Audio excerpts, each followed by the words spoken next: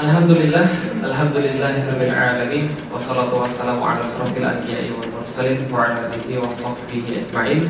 Asyhadu an la ilaha illallah, asyhadu anna Muhammadan abduhu wa rasuluhu la nabiyya ba'da. Wa qala Allah ta'ala fil kitabihil karim, a'udzu billahi minasyaitonir rajim. Bismillahirrahmanirrahim. Wa in ahsantum li anfusikum wa in asa'tum falaha. Alhamdulillah, puji dan syukur senantiasa kita panjatkan hanya pada Allah Subhanahu wa taala yang telah memberikan kita kebaikan-kebaikan dan juga telah memberikan kita segala hal yang memang diperlukan oleh manusia berupa keimanan yang tiada habis-habisnya. Dialah Allah, tiada Tuhan selain Dia. Kepadanya lah kita menyembah, kepadanya lah kita memohon ampun, kepadanya lah kita tidak henti-henti untuk mencukupi diri kita. Karena Allah lah yang maha mencukupi, dialah yang maha mengawasi, dan dialah yang maha tahu tentang keperluan-keperluan manusia. Maka tidak henti-hentinya Bapak Ibu sekalian kita beristighfar pada Allah. Karena tentunya tidak mungkin ada manusia yang bebas daripada dosa, tidak mungkin ada manusia yang lepas daripada salah, dan tidak mungkin ada seorang pun manusia yang tidak pernah berbuat nista. Dan mudah-mudahan kita termasuk orang-orang yang selalu mengingat Allah dalam kehidupan kita, baik dalam berdiri, baik dalam duduk ataupun dalam berbaring. Karena inilah orang-orang yang akan dijaga Allah untuk lepas daripada api neraka. Salat dan salam juga senantiasa tercurah dan terlimpahkan kepada baginda Nabi besar Muhammad sallallahu alaihi wasallam yang telah mencontohkan kita seperti apa kehidupan yang benar di dalam Islam, seperti apa kehidupan yang telah dikehendaki oleh Allah, dan mudah-mudahan kita menjalani hal yang sama sebagaimana yang telah Rasul perintahkan kepada kita. Alhamdulillah Bapak Ibu sekalian, jadi menjelang 2 materi terakhir pas banget. Jadi saya sudah menyiapkan sekira 8 materi lebih. Nah, hari ini kita akan bahas yang sudah saya janjikan. Judulnya How to Master Your Habits. Beda dengan materi-materi kita yang kemarin, materi pada hari ini agak istimewa karena dia tidak pakai banyak dalil. Karena ini materi adalah materi universal. Orang muslim bisa pakai, orang non muslim bisa pakai. Karena kenapa? Karena ini materi universal. Jadi kita tidak banyak dalil hari ini, kita banyak nonton hari ini Bapak Ibu sekalian, khusus pada materi ini. Kenapa? Karena gini Bapak Ibu sekalian, ingat gak kemarin ada yang nanya saya, kok bisa sih masuk Islam 2002 masuk Islam 2013 sudah bisa jadi seperti ini? Ingat kan kemarin kan ya? Nah, dan itu bukan pertanyaan yang sekali 2 kali. Setiap saya ngisi, kebanyakan pertanyaannya begitu. Yang paling banyak, kenapa masuk Islam? Kalau sudah masuk Islam, gimana caranya bisa jadi seperti ini? Nah, karena itulah saya menulis buku saya yang ketiga, judulnya How to Master Your Habits. Bagaimana menguasai satu keahlian. Keahlian itu banyak. Mulai dari keahlian ngomong, mulai dari keahlian menyenangkan orang lain, mulai dari keahlian untuk cari duit, mulai dari keahlian untuk kreatif, keahlian mendidik anak, keahlian beribadah, keahlian ikhlas, ataupun keahlian nyebelin orang, itu juga keahlian itu. Buat orang kemudian gak suka sama kita, itu juga keahlian itu. Buat orang kemudian marah sama kita, itu juga keahlian itu. Nah, semua keahlian ini kadang-kadang kita punya, kadang-kadang kita gak punya. Kadang-kadang kita sadar ada di diri kita, kadang-kadang kita tidak sadar. Maka Bapak Ibu sekalian, 100 tahun terakhir ini orang-orang banyak bicara tentang motivasi. Betul begitu? Karena orang menganggap bahwa segala-galanya karena motivasi. Sebenarnya gini Bapak Ibu sekalian, ada yang di sini kerja di HRD, Human Resource Department. Ada yang kerja di HRD? Bagian karyawan belum datang ya? Nah, orang-orang yang kerja di kantoran, di HRD, selalu bertanya begini Bapak Ibu sekalian, keahlian itu dapatnya dari mana? Kan kalau bos kan pasti pengen karyawannya punya keahlian kan ya? Nah, keahlian itu dapat dari mana? Mereka nanya gini, kenapa ada orang yang pintar, ada orang yang nggak pintar? Ada orang yang kalau disuruh kerja beres, ada orang yang kalau disuruh kerja nggak beres. Ada orang kerjanya ngeluh melulu, ada orang yang kemudian dia optimis. Ada orang yang kemudian dia menanjak karirnya dengan cepat. Ada yang 20 tahun tukang sapu keneh. Kan ya? Maka orang-orang tuh pengen meningkatkan kemampuan. Maka mereka bertanya, sebenarnya keahlian itu warisan atau dilatih? Nah, itu pertanyaan mereka. Karena beberapa tempat mengatakan tidak begitu. Contoh misalnya pas saya ngisi di daerah Semarang, Jawa Tengah. setelah selesai saya ngisi, ada bapak-bapak datengin saya kemudian bilang begini, memang Ustadz ini dapat hidayah daripada Allah. Sama kayak anaknya Ustadz saya. Ustadz saya tuh Habib katanya. Nah kemudian Habib ini punya anak belangsatan banget pokoknya. Jadi belangsatan banget lagi, tuanan kan ya. Jadi ini kemudian anaknya nih dikatakan sudah belangsatan banget, minum minuman keras, preman dan sebagainya. Tapi pada satu saat dia langsung berubah dan jadi ustadz. Lalu kemudian orang Jawa Tengah ini bilang sama saya, berarti ustadz itu memang sudah ditulis dari langit. Berarti sudah ada yang ditakdirkan jadi ustadz, ada yang ditakdirkan jadi bukan ustadz, kan ya, penjahat. Kayak kemarin kan ya. Nah orang bertanya kemudian, sebenarnya jadi ustadz atau jadi punya keahlian itu dilatih atau diwariskan? Itu ditanyain tuh selama 100 tahun. Kalau bahasa kerennya, are leader nature or nurture? Apakah pemimpin itu dilahirkan atau pemimpin itu dibentuk? Gitu kan ya. Nah setelah mereka 100 tahun nyari itu, maka mereka dapat kesimpulan. Apa kesimpulan setiap HRD? Ternyata keahlian itu tidak diwariskan. Karena kalau keahlian diwariskan, monyet nggak di pohon lagi Bapak Ibu sekalian. Monyet pasti sudah sekarang pegang komputer, kan gitu kan ya. Kalau keahlian diwariskan, ternyata tidak. Berarti keahlian dilatih, maka muncul banyak pelatihan motivasi, training motivasi menjamur di seluruh dunia, termasuk di Amerika. Benar banyak training motivasi. Di Indonesia banyak nggak training motivasi? Banyak banget training motivasi, muncul motivator, kan gitu kan ya? Banyak training motivasi. Ciri-cirinya apa? Ciri-ciri banyaknya training motivasi. Kalau kita tanya, apa kabar hari ini? Jawabnya luar biasa. Nah, pernah dengar gitu? Luar biasa. Itu ciri-ciri orang pernah ikut training motivasi. Tapi ternyata setelah banyak training motivasi, ternyata tidak menolong bangsa Indonesia. Bangsa Indonesia tidak juga bangkit-bangkit. Ada orang yang ngeluh pada saya, Ustaz, saya ikut training motivasi, semangat banget Ustaz. Tapi sayangnya sebulan setelahnya, saya kembali lesu lagi.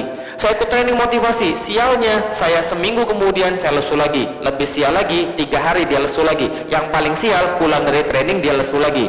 Ternyata training motivasi tidak membantu orang Indonesia, kecuali lebih banyak yang jadi penipu. Betul begitu? Dan ya, lebih banyak jadi penipu gara-gara ikut training motivasi, merasa dirinya hebat dan sebagainya, banyak utang, akhirnya kemudian utangnya nggak bayar, ngemplang. Kemudian ikut training motivasi, pakai kartu kredit banyak-banyak, kemudian beli barang-barang bisnis tanpa ada keahlian, kemudian ngemplang. Kan gitu kan ya? Ini kemudian yang paling banyak di Indonesia. Lihat kabar-kabar kemarin, orang-orang yang banyak nipu, karena tadi dia meyakinkan secara kemudian ngomong, tapi nggak ada isinya sama sekali. Nipu, Ibu sekalian. Nah, karena itu saya meneliti, kira-kira apa yang menyebabkan orang punya keahlian? Kira-kira apa yang menyebabkan orang ini punya suatu hal yang memang itu akan permanen, tidak hanya habis dalam sehari 2 hari. Yang saya dapat inilah, namanya judulnya How to Master Your Habits. Nah kalau gitu kita lihat, untuk kemudian belajar habits pada hari ini sangat mudah sekali Bapak Ibu sekalian. Kita cukup nonton saja. Pertama-tama perkenalkan Bapak Ibu sekalian, namanya Tiger Woods. Siapa namanya? Tiger Woods. Siapa dia Tiger Woods ini? Pegol. Tiger Woods ini Bapak Ibu sekalian, dia pemain golf dan dia mendapatkan satu keistimewaan karena dia mendapatkan juara tertinggi dalam golf ketika berumur 21 tahun. Keren nggak Bapak Ibu sekalian? Yang pernah main golf susah nggak begini? Jangankan susah kan ya. Dia juggling pakai stick golf Bapak Ibu sekalian. Coba bayangin, Tiger Woods mendapatkan juara dunia golf ketika berumur 21 tahun. Sedangkan orang-orang biasanya untuk mencapai juara golf itu harus melalui umur 40 atau 60 tahun. Berarti dia sepertiga atau setengahnya umur orang-orang yang lain jadi juara golf. Tidak hanya jadi juara golf, Tiger Woods jadi sekarang olahragawan terkaya di dunia, menggantikan posisi Michael Jordan, pebasket yang kemudian sangat terkenal. Tiger Woods punya personal net worth itu sekira 500 juta US dollar, Bapak Ibu sekalian. Jadi ibaratnya kalau dia dijual itu laku segitu. Berapa nih Bapak Ibu sekalian? Nolnya ada berapa nih? Banyak. Kalau nolnya masih banyak berarti nggak akan dapat duit segitu kan ya. Nolnya ada 1, 2, 3, 4, 5, 6, 7, 8. 8 berarti berapa? 500 juta. Kalau dirupiahkan, kalau dibeliin cendol kira-kira dapat sebanyak apa? Oke. Dan dia mendapatkan kemudian gaji per tahunnya itu sekitar 85 juta US dollar. Itu Tiger Woods lewat kemudian permainan golf. No mention skandal dia baru-baru ini. Kita nggak bahas ya. Yang kita bahas adalah dia seorang pegolf profesional yang melewati kemudian impian orang-orang. Orang-orang jadi umur 40 tahun juara golf aja udah bersyukur. Dia umur berapa? 21 tahun jadi juara golf, Ibu sekalian. Dengan kemampuan yang hebat seperti itu.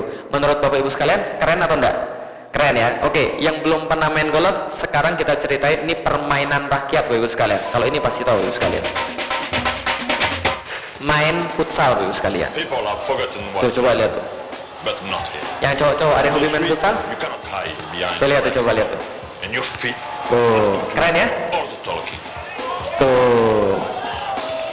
Kayaknya kakinya ada talinya ya? Kok bisa bola tuh kayaknya lengket sama kakinya dia? Atau jangan-jangan kakinya punya otak sendiri nih, bisa mikir? Atau punya mata? Tuh. Kalau kita lihat ini apa kita pikir? Keren banget. Kok bisa gitu ya?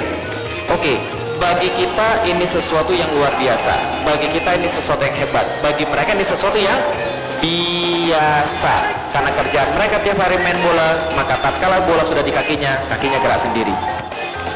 Nah, Bapak sekalian. Keren Bapak sekalian? Keren. Itu main bola. Jadi habits ini apa? Habits adalah perbuatan yang sudah kita ulang terus-menerus sampai itu menjadi sebuah kebiasaan. Otomatis kita lakukan. Nggak percaya? Contoh lagi di depan supaya kita lebih paham. Di depan ada seorang anak kecil, usianya 2 tahun. Berapa usianya? 2 tahun. Berapa usianya? 2 tahun. Tapi saya jamin bahasa Arabnya lebih bagus daripada Bapak Ibu sekalian. Nggak percaya? Nih, perhatiin baik-baik Bapak Ibu sekalian. Berapa usianya tadi? Berapa usianya tadi? 2 tahun. Coba lihat nih. Oh. Oh. كيف حالك؟ Oh. ما تحية الإسلام؟ Oh. من ربك؟ Man rabbuki? Allah. أين الله؟ Aina Allah? Fis من sama. نبيك؟ Man nabiyuk? Muhammad. أين ولد الرسول؟ Lahirnya Makkah. إلى أين هاجر الرسول؟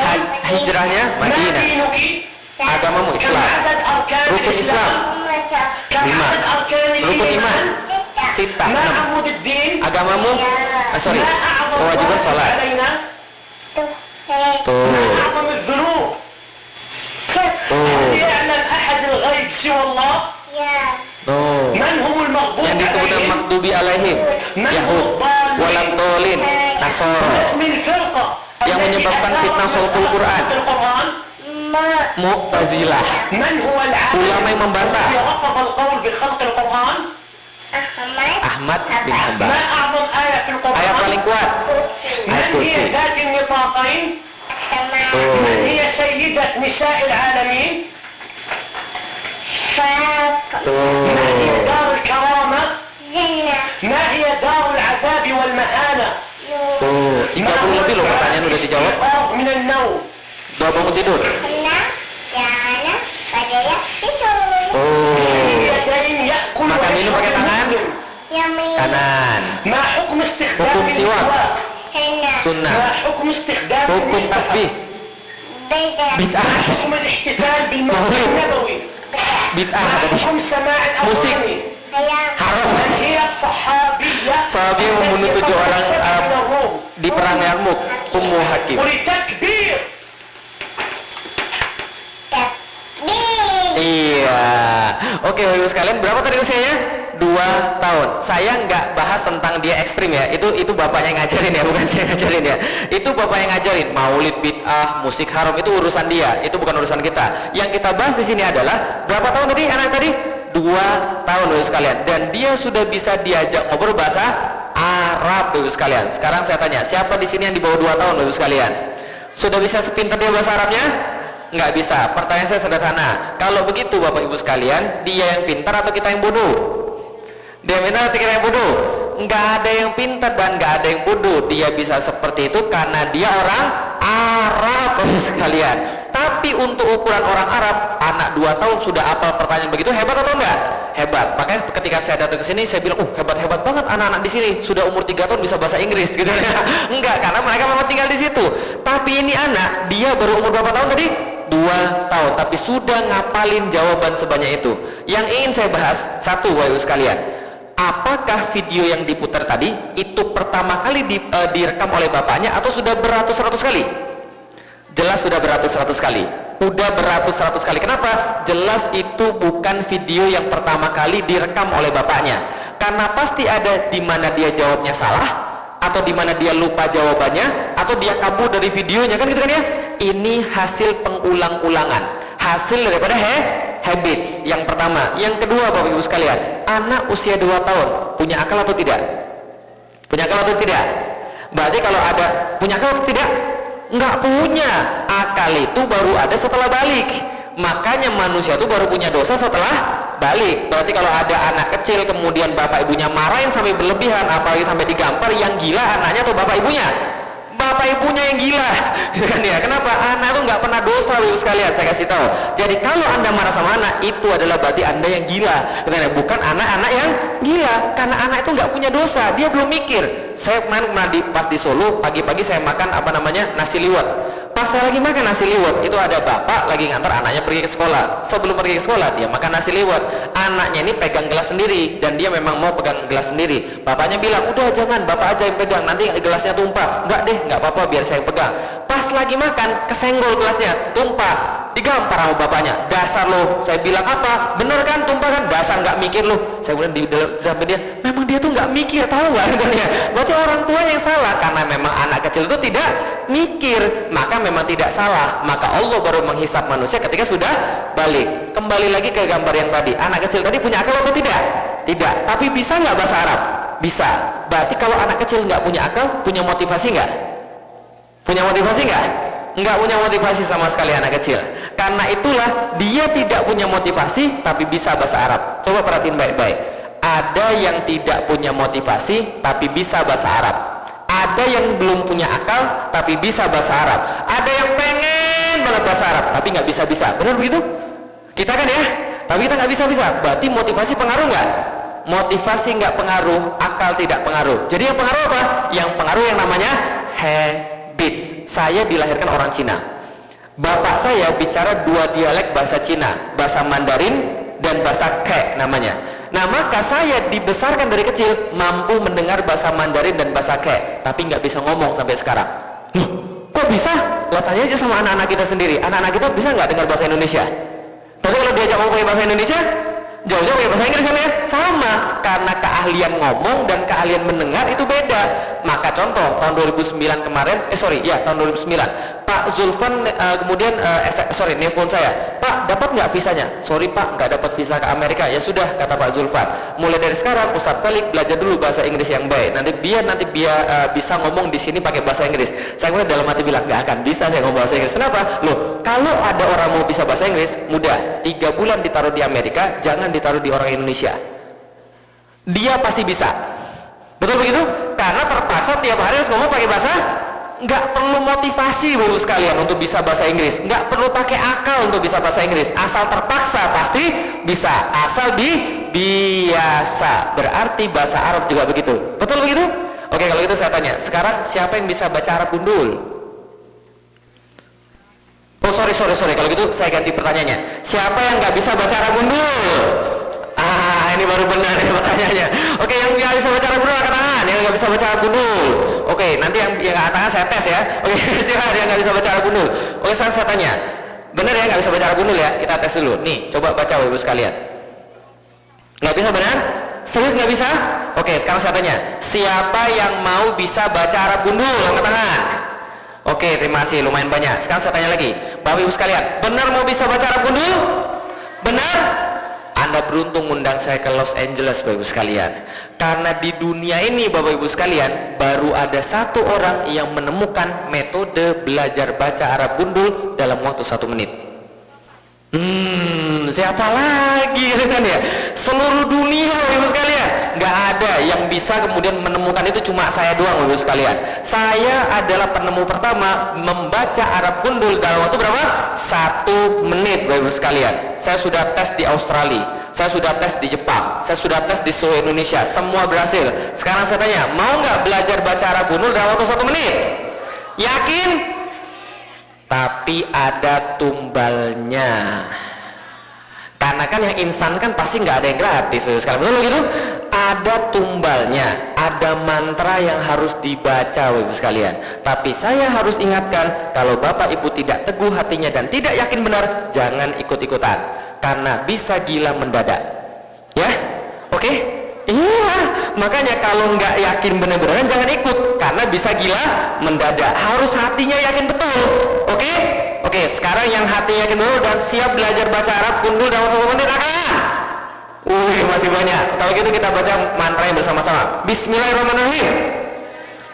Yakin ya, saya nggak tahu jawab loh kalau ada yang gila mendadak ya. Saya belum ngomong Pak Farhat loh ini. Benar ya, oke? Siap ya? Siap?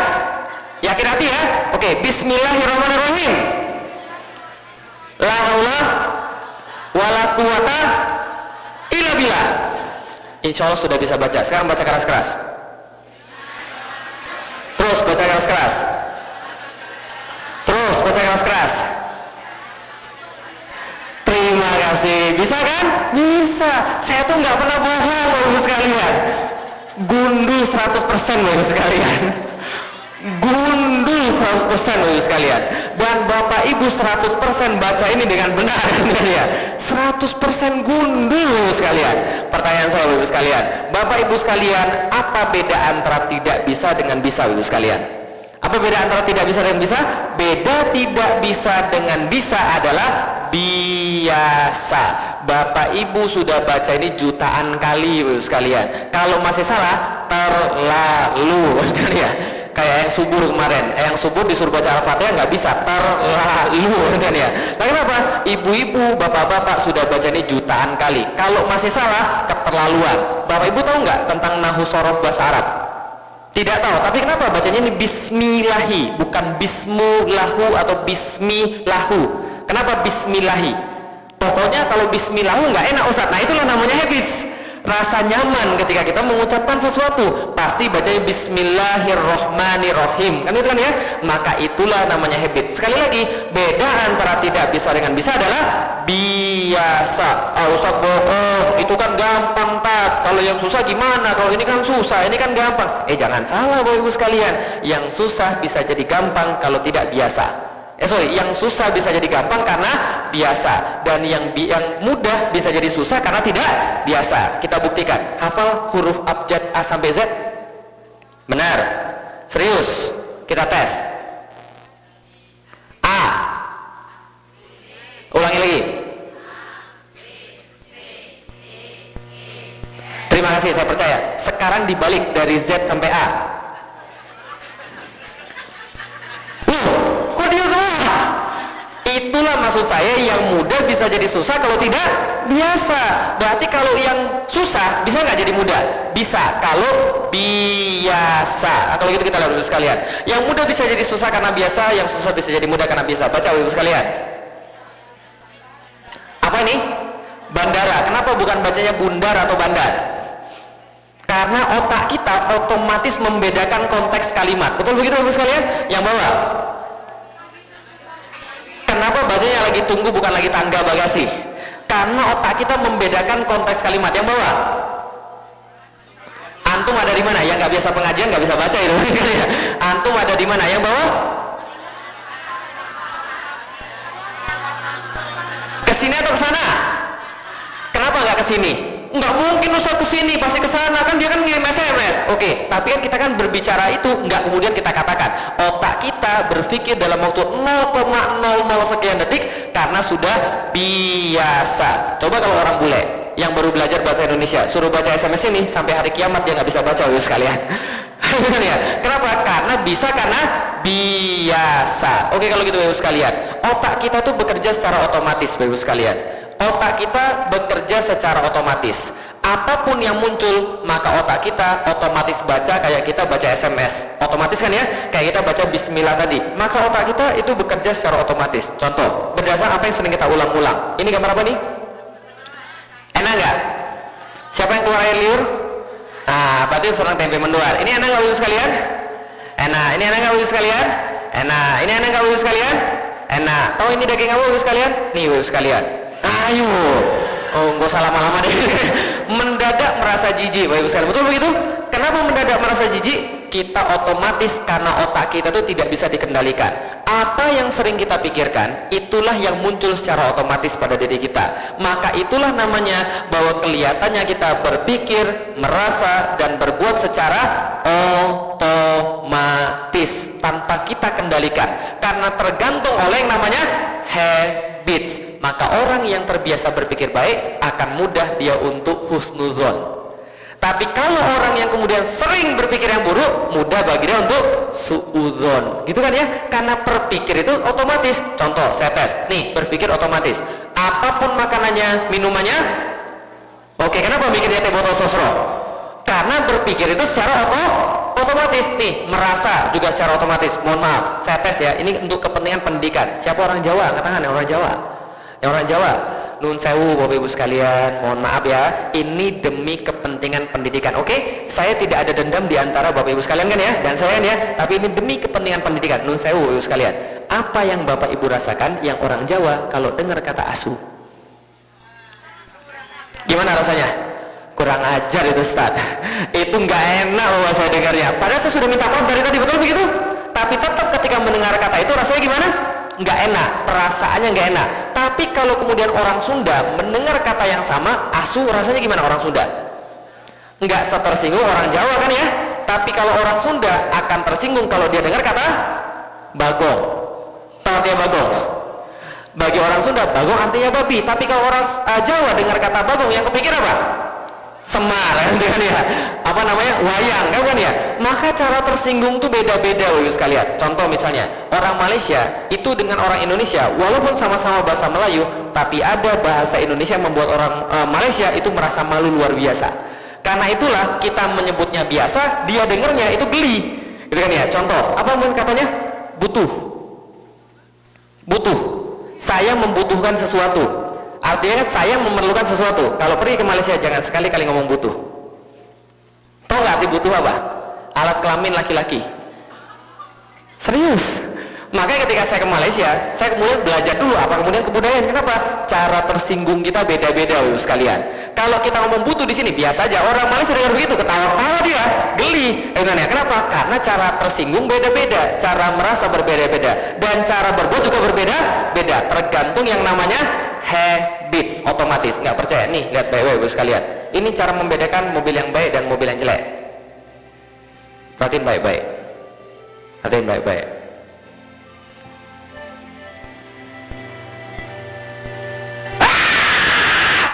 Ada yang kaget? Ada yang kaget?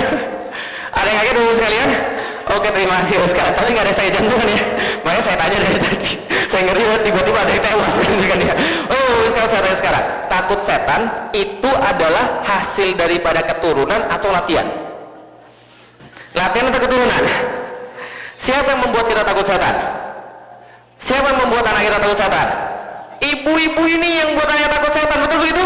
Anaknya pergi keluar main, ibunya bilang, "Dek, kalau nanti kamu pulang sebelum maghrib, kalau kamu nanti pulang setelah maghrib, setan keluar." Betul begitu?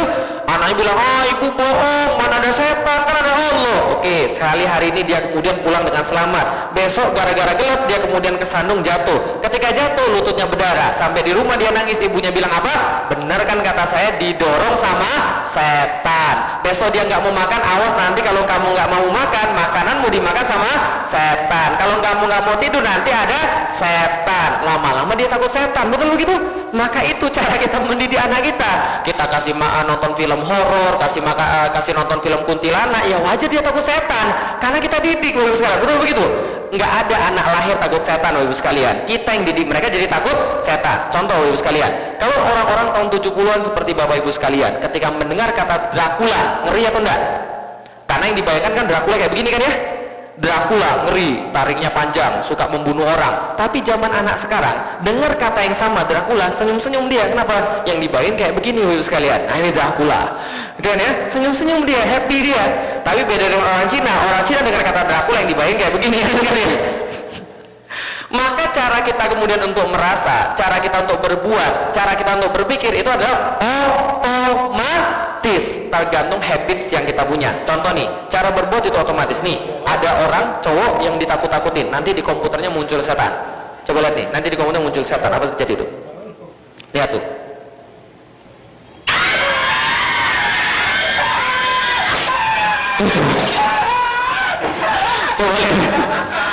Nah, kalau itu kita lihat. Pertanyaan saya saudara-saudara sekalian, dia ninju monitornya itu sengaja atau tidak sengaja? Sadar atau tidak sadar? Itulah bagian daripada yang namanya habit. habit Bapak sekalian. Dia melakukan itu, dia nggak sadar Bapak sekalian. Kira-kira pekerjaannya apa kira-kira? Pasti dia pelatih karate. Karena itu pukulan sempurna Bapak sekalian. Kalau muka kita di depannya bonyok Bapak sekalian. Nah, kenapa? Karena itu bagian daripada habis, dia nggak bisa kendalikan diri dia. Makanya dulu saya punya teman yang latihan merpati putih Bapak sekalian. Tahu merpati putih? Nah, pas saya kemudian mau bangunin di subuh, saya nggak berani bangunin dia dari dekat. Kenapa? Saya pakai lidi saya dari jauh. Bangun. Kenapa? Kalau kemudian nanti dipukul bahaya. Kemudian ya. Nah, itu kemudian adalah bagian daripada habit. Contoh, ada yang pernah latihan karate, Bapak-bapak sekalian. Ada yang pernah latihan karate? Oke, Bapak pernah latihan karate. 1 kali latihan diulang berapa kali Pak gerakan itu? 20? Enggak, lebih. 1 gerakan Pak. Diulang berapa kali? 2000 kali Bapak sekalian. 1 gerakan. Kenapa? Untuk membentuk pada diri dia yang dalam dunia kedokteran disebut dengan the learned reflex. Refleks yang dipelajari, sehingga ketika ada datang sesuatu maka itu langsung kemudian otomatis dia pukul. Karena itu yang namanya the learned reflex, refleks yang dipelajari. Tahun-tahun yang lalu pernah dengar di Jakarta ada namanya suster ngesot di Tanah Satpam. Pernah dengar? Pernah dengar? Belum pernah. Jadi gini ceritanya. Di Jakarta ada seorang cewek iseng, dia mau merayakan ulang tahun temennya dengan cara apa? Ngagetin temennya. Jadi dia dandan jadi suster ngesot. Ngeri banget bukan ya? Jadi dia nunggu kemudian selesai kerja, dia nungguin di lift Bapak sekalian. Nah, jadi dia berharap ketika temennya turun, ngelihat itu takut, mau ditakut-takutin ya. Jadi dia sudah dandan rapi banget tuh, rambutnya dipanjangin, pakai baju putih terus ngesot di lantai. Tiba-tiba pas kemudian dia nungguin di situ, yang keluar bukan temennya, satpam. Langsung oleh satpam nendang kemudian orang tadi. Sampai kemudian ada 17 jahitan di pantatnya Bapak sekalian. Pertanyaan saya sederhana, yang salah suster ngesotnya atau satpamnya? Ngapain dia muncul di depan satpam itu tadi? Kalau saya jadi kepala keamanan, saya sudah angkat satpam itu jadi kemudian posisi paling atas. Kenapa? Karena itu tandanya satpamnya terlatih Bapak sekalian. Betul begitu? Nah, inilah kemudian namanya habits. Habits itu adalah semua daripada yang kita kerjakan.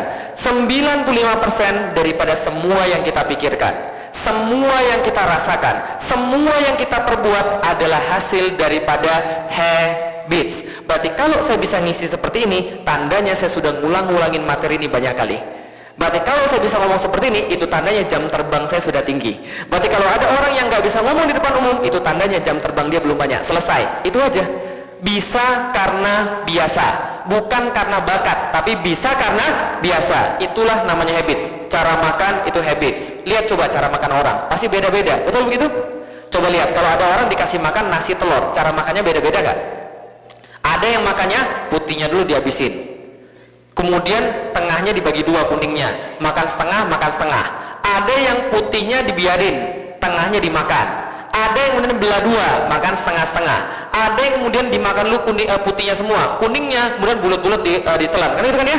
Ada orang beda-beda cara makannya. Kalau dia dikasih makan yang sama, dia akan makan dengan cara yang sama lagi. Kalau saya ada yang memperhatikan cara saya makan, kalau cara saya makan yang enak saya tinggalin di belakang. Gitu kan ya? Ada yang orang yang enak dimakan di depan. Nah, ada yang kemudian dicampur-campur. Nah, itu orang Jawa Timur biasanya, kan ya, campur-campur jadi satu. Saya pernah punya teman kan ya, dia makan sate sekalian. Sate kemudian dia kemudian lepasin semua satenya, terus kecapnya dicampur semua sama kemudian kacangnya, terus dicampur jadi satu kayak bubur. Saya bilang itu makannya enak emang. Dia bilang sama aja, nanti juga di perut bercampur juga. Gitu kan. Habit sekalian, sudah kebiasaan kan sekalian. Nah, itu adalah bagian daripada kebiasaan. Cara makan itu adalah kebiasaan.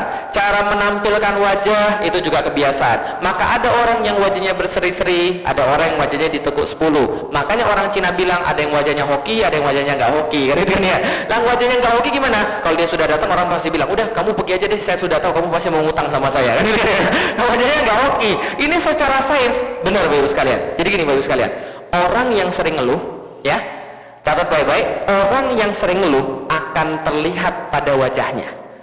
Dan orang yang sering ngeluh nggak akan mungkin bisa kerja. Maka seorang HRD yang baik, seorang supervisor yang baik, dia bisa membedakan orang itu bisa kerja dari wajahnya, dan kemudian dia bisa lihat orang itu pintar nggak kerja dari wajahnya, karena sudah terlihat.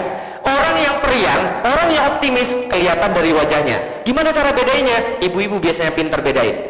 Gitu kan ya? Karena ibu-ibu dikasih karunia oleh Allah untuk melihat emosi, melihat kemudian wajah, kan ya? Jadi nggak boleh ketika pagi-pagi ibu ketemu teman, kemudian ibu tanya, kenapa wajahmu kok jelek banget hari ini? Temannya bilang, wajah saya sudah dari kecil sudah begini. Boleh begitu? Nggak boleh, karena itu hasil habits dia. Habits membentuk segala-galanya. Cara perang, kreativitas itu juga habits. Produktivitas itu juga habits. Maka segala-galanya adalah yang namanya habits. Dan habits itu punya bapak, namanya latihan.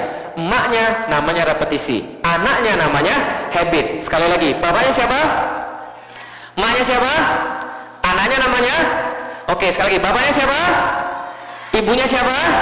Anaknya namanya habit. Bapaknya latihan, ibunya repetisi. Anaknya namanya habit. Bapaknya latihan, ibunya repetisi. Kalau mereka kawin, pasti punya anak namanya habit. Walaupun kawin lari atau kawin siri, tetap punya anak namanya habit. Walaupun kawinnya dipaksa maupun kawinnya sukarela, tetap aja punya anak namanya habit. Asal punya bapak. Bapaknya siapa? Latihan. Ibunya siapa? Repetisi. Anaknya namanya habit. Jangan lihat ke depan. Bapaknya siapa namanya? Emaknya namanya siapa? Anaknya namanya? Pintar. Oke, bapaknya latihan, ibunya repetisi. Anaknya namanya? Sekali lagi, bapaknya siapa? Ibunya siapa? Anaknya namanya? Bagus. Kalau gitu kita lihat. Habit seperti tanaman yang tumbuh. Awalnya yang tumbuh apa? Akarnya awalnya tumbuh, kemudian dia berhasil menyerap unsur hara. Airnya kemudian keluar, kemudian bisa diserap oleh akar, dan akarnya menumbuhkan tanaman di atasnya. Ketika tanamannya tumbuh di atasnya, maka dia punya daun yang bisa menghisap kemudian sinar matahari. Terjadi fotosintesis yang bisa menumbuhkan kembali akarnya. Bertambah panjang akarnya, bertambah banyak air yang bisa dia serap lebih daripada semula untuk menumbuhkan lebih besar lagi daunnya. Semakin besar daunnya, dia bisa menumbuhkan semakin besar lagi akarnya. Itulah namanya habits. Yang nggak berakar, mati. Maka habits itu dimulai dari kecil. Gede kayak spiral. Lama-lama gede kayak spiral. Bisa dipahami Bapak sekalian. Karena itulah namanya habits. Awalnya kecil, lama-lama jadi gede. Artinya apa? Yang kita sudah lihat di atas itu menandakan yang di bawah kayak apa. As above, so below. Apa yang kita lihat di atas menandakan di bawahnya kayak apa. Maka kalau seseorang melihat yang lain bisa melakukan apa yang tidak bisa dia lakukan, berarti pasti orang lain sudah melatih apa yang dia tidak latih. Paham?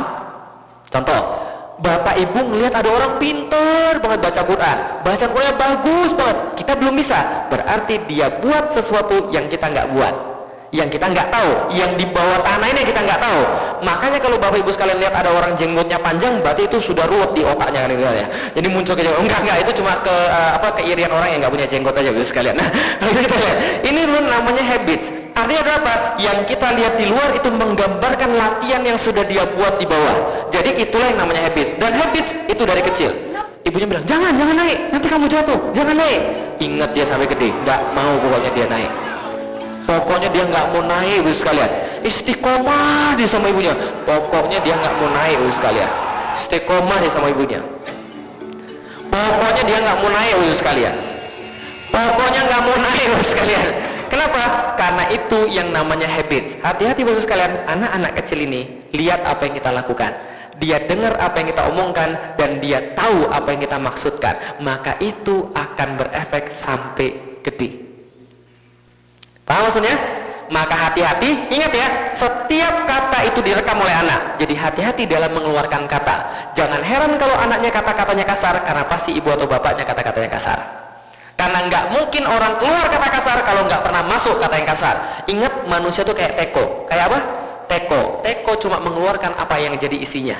Kalau dia diisi air putih, dia keluarnya air putih. Kalau dia diisinya air kopi, keluarnya air kopi. Kalau dia diisi kopi keluarnya putih, magic namanya. Nggak mungkin. Anak-anak juga sama. Maka saya heran ketika ngelihat orang, katanya kemudian dia ulama. Atau katanya dia sering baca Quran. Tapi kata-katanya kasar. Nggak mungkin. Karena orang yang sering baca Quran, kata-katanya nggak mungkin kasar. Karena nggak ada kata-kata kasar di dalam Al-Quran. Betul begitu? Maka apa yang masuk, itu yang keluar, ibu sekalian. Itulah namanya habits. Seringkali kita tanpa sadar membiasakan sesuatu yang salah di rumah tangga. Termasuk saya juga. Contoh, saya tuh kalau minum di rumah, ibu sekalian, saya minumnya langsung dari botol. Jadi langsung dari botol, saya minum sampai duduk. Lalu tadi ya, suatu hari anak saya begitu, kaget saya. Ini siapa yang ngajarin? Oh, ternyata saya ngajarin. Tanpa kita sadar, kita mengeluarkan habits yang buruk kepada anak-anak kita. Kadang-kadang tanpa kita sadar. Mohon maaf, ada yang orang Betawi, mohon maaf. Kadang-kadang orang Betawi kan kasar ya ketika ngomongnya. Pau, bapak lu mana Pau? Panggil sini Pau. Bapak bilang, emak aja yang kesono. Dasar anak setan lu. Kalau dia bilang anak setan, berarti siapa ibunya? Setan.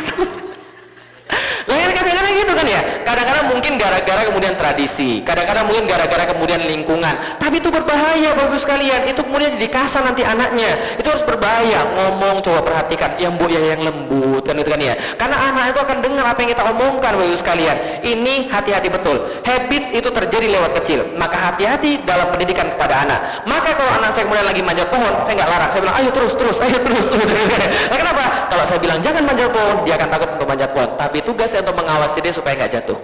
Itu kan ya. Contoh lagi Bapak sekalian. Ini cara ini pendidikan yang membatasi kreativitas anak. Contoh, kalau anak kita disuruh gambar pemandangan atau kita dulu suruh gambar pemandangan, apa yang kita gambar? Apa yang kita gambar Pak?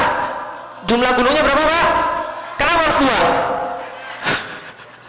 Kenapa nggak 3? Kenapa nggak 4? Karena dari dulu sudah begitu Ustaz. Nah oke, di tengah-tengah gunung ada apa? Matahari. Dari matahari keluar apa? Jalan. Sebelah kiri kanan jalan ada apa?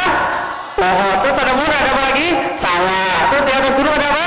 Awan. Ada kemudian burung. Dari zaman dulu sampai zaman sekarang pemandangan gunung 2. Ya Allah.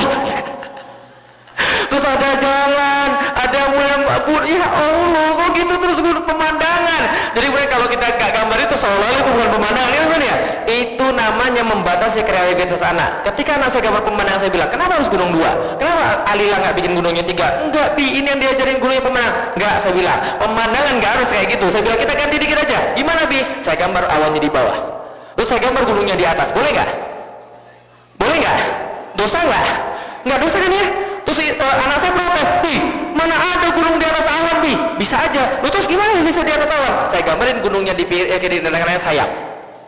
Nah kan dia bisa berbahas, mana ada sih gunung terbang? Ada aja, nggak percaya? Saya buka internet terus saya ketik cloud and mountain. Nah ada kan ya gunung bawahnya awan. Oh ternyata ada dia. Terus saya bikin di atas gunung kemudian ada mobil terbang. Mana ada sih mobil terbang? Saya puterin film Harry Potter, nih mobil terbang. Dia percaya sekalian. Lalu kenapa? Saya bukan bohongin anak. Saya nggak mau membatasi kreativitas anak. Tahu maksudnya sekalian? Ketika kemudian gurunya kemudian harus di-clear sesuai di dalam garis. Saya bilang, gak usah clear dalam garis. Siapa yang suruh begitu? Dosa nggak kalau clear di luar garis? Nggak dosa. Yang berusaha saya ajarin dia adalah berkreativitas selama itu masih syar'i. Tahu sekalian? Kadang-kadang kita membatasi kreativitas anak, maka anak kita gitu semua ujung-ujungnya. Karena habits dari awal sudah tidak betul. Paham maksudnya? Oke, jadi hati-hati dengan kemudian kreativitas terhadap anak. Namanya kemudian habits itu berakar sampai dewasa. Akan kemudian berakar sampai dewasa. Sebagaimana kemudian yang namanya olahraga, ada namanya muscle memory. Tahu muscle memory? Ini sangat penting dalam olahraga. Siapa yang hobi basket? Ada yang hobi basket? Dalam olahraga basket, di dalam kemudian lemparan free throw, maka orang baru bisa mencapai akurasi 85% free throw kalau dia sudah lempar sebanyak 500.000 kali. Berapa? 500.000 kali. Berarti kalau dia sehari ngelempar 500 kali, itu harus 1.000 hari atau 3 tahun dia baru mencapai akurasi 85%. Bisa dipahami Bapak sekalian. Itu penelitian ya, itu research loh Bapak sekalian. Jadi researchnya adalah Anda baru bisa melempar free throw dan masuk 85% kalau dia sudah 500 kali lempar. Dan itu diteliti dan benar. Setelah kemudian diteliti, maka ditelitilah yang namanya muscle memory. Seorang yang sudah punya keahlian 85% akurasi lempar masuk ring, dia disuruh lempar dari free throw 10 kali. Berapa kali yang masuk? Berapa kali yang masuk? 10-10-nya masuk. Lah kan akurasinya 85%. Jadi dia lempar 10 kali, 10-10-nya masuk. Kemudian dia dikasih gangguan. Cewek-cewek disuruh manjat ring pakai baju bikini. Ini ada benar, ini saya nonton benar, ada risetnya di YouTube ada tentang muscle memory judulnya. Nah jadi dikasih kemudian cewek, tapi bapak-bapak jangan nonton yang bikini ya. Ada bikini cewek kemudian nongkrong di atas ring. Ada 3 cewek kemudian membuat dia tidak konsentrasi. Ternyata dia disuruh lempar 10 kali dengan ada cewek di ring tadi, dan kemudian masuknya berapa kali? Masuknya 10 kali. Kemudian ditutup matanya, suruh ngelempar dari tempat yang sama 10 kali dia lempar. Berapa kali masuk? 10 kali. berarti mata tidak pengaruh. Kemudian dia disuruh maju 2 langkah dari titik yang semula. Suruh lempar 10 kali. Yang masuk berapa? 7 kali. Ketika dia disuruh mundur dari titik yang semula 2 langkah, suruh lempar kemudian 10 kali. Yang masuk berapa? 6 kali. Kok bisa begitu? Berarti yang pengaruh apa? Jaraknya, posisinya, bukan matanya, bukan gangguannya. Artinya adalah apa? Michael Jordan tuh hebat kan ya? Pertanyaan saya, yang hobi basket, berapa kali Michael Jordan nembak waktu kemudian injury time, ketika sudah tinggal 2 detik, di mana kemudian poinnya sama dan lemparannya menentukan kemenangan dia, berapa kali terjadi seperti itu? Berkali-kali, karena Michael Jordan sudah diciptakan untuk kondisi seperti itu. Dia lempar dari satu titik, itu bisa ratusan ribu kali. Maka dia punya satu titik, yang kalau dia dibiarkan lempar dari situ, pasti masuk. Paham maksudnya kalian? Itu sports. Artinya apa? Muscle memory. Contoh, siapa yang di sini sebelum di sini di Indonesia nyetir mobil manual sekarang? Yang di sini terus kemudian nyetir mobil otomatis. Ketika pertama kali dari manual ke otomatis, apa yang terjadi? Kayaknya ada aja yang diinjak sebelah kiri kan ya. Padahal sebelah kiri nggak ada apa-apa. Tapi kita sangka ada kopling kan ya. Ketika kita mau berhenti selalu ada yang mau diinjak. Padahal nggak ada apa-apa. Tapi kalau kita naik mobil manual terus ganti mobil kita naik mobil otomatis ganti mobil manual, apa yang terjadi? Pas lampu merah apa yang terjadi? Mati mesin. Karena kita nggak injak koplingnya kan ya. Itulah namanya habit. Terjadi sesuatu sehingga otomatis dan itu namanya muscle memory. Coba bayangkan dulu sekalian. Coba bayangkan baik-baik. Gimana kalau keluar dalil itu otomatis? Enak nggak? Gimana kalau ngasih nasihat itu otomatis? Enak nggak? Gimana kalau sholat otomatis? Enak nggak? Gimana kalau tahajud otomatis? Enak nggak? Gimana kalau berbuat baik otomatis? Enak nggak? Itulah namanya habit. Nah kalau gitu kita lihat dulu sekalian.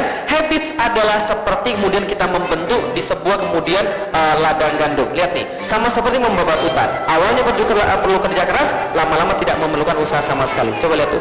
Ada anak kecil main hide and seek di tengah pada ladang gandum. Apa yang terjadi? Dia menyibak ladang gandum untuk cari jalan. Ketika dia menyibak ladang gandum, susah nggak Bapak sekalian? Tangannya gatel, kemudian kakinya harus melangkah lebih berat. Kemudian disibak. Setelah kemudian dia lewat situ, ada anak lewat. Udah ada jalan, gue lewat sini juga. Makin rebah lagi. Dilewatin lagi, makin rebah lagi. Dilewatin lagi, makin rebah lagi. Lama-lama setelah diinjek-injek terus, apa yang terjadi pada ladang gandumnya? Mati, jadi jalan setapak. Jalannya dilewatin lagi. Kalau ada orang mau lewat, dia pilih yang sudah ada jalan atau yang sebelum ada jalan? Yang sudah ada jalan. Diinjek-injek lagi tanahnya. Tanahnya makin padat. Dan tanah padat tidak tumbuh tanaman. Itulah namanya jalan-jalan pemikiran. Paham maksudnya? Jalan pemikiran terjadi setelah sekali, 2 kali, 3 kali, 4 kali. Lama-lama jadi nyaman dia. Lama-lama maunya lewatnya itu aja, nggak mau lewat yang lain. Awalnya butuh waktu 30 menit, lama-lama cuma 5 menit lewat situ. Betul begitu? Inilah namanya habit. Lama-lama jadi jalan raya. Itulah namanya jalan-jalan pemikiran. Betul begitu? Kita dulu lahir punya rasa dengki sama orang. Betul? Kita dulu lahir nggak punya rasa iri sama orang.